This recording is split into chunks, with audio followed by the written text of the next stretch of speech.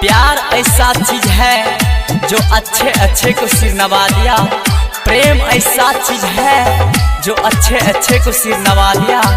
अरे तो क्या करोगी मोहब्बत तो क्या था छोटू ने आरती से जो मोहब्बत में जान गमा दिया। Shivali recording studio Khagaria. ये गो पगली हमरा खातिर ससुरा में कहाँ नहीं होता है, ससुरा में कहाँ नहीं होता है। ये गो पगली हमरा खातिर ससुरा में कहाँ नहीं होता है। ये गो पगली हमरा खातिर ससुरा में कहाँ नहीं होता है।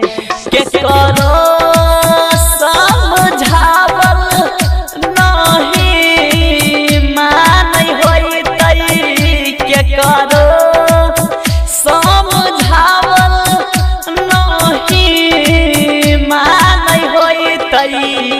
एगो पगली हमरा खातिर ससुरा में का नहीं होता है। एगो पगली हमरा खातिर ससुरा में का नहीं होता है।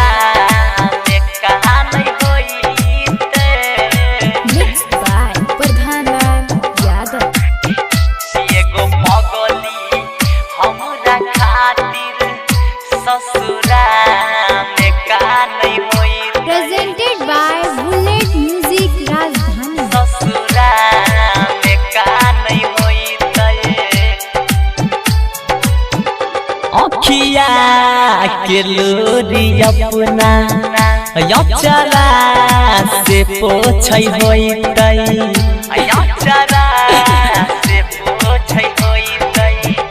अखिया के लोरी अपना अचरा से पोछै होइतै। दिन रात खाली हमरे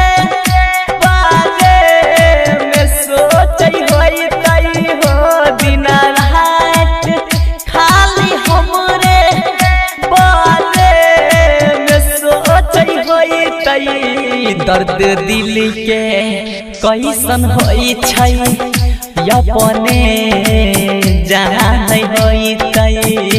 एगो पगली हमरा खातिर ससुरा में का नहीं होइतै।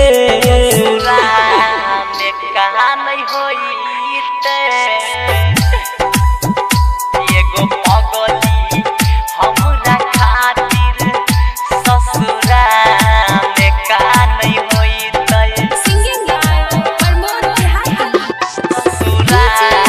में का नहीं होइतै।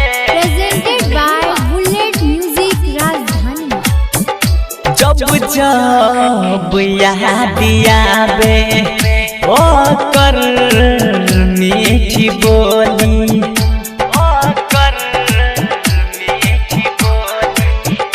जब जब याद आवे ओ कर मीठी बोली। मन करे मार लेती अपने यहाँ गोली हो।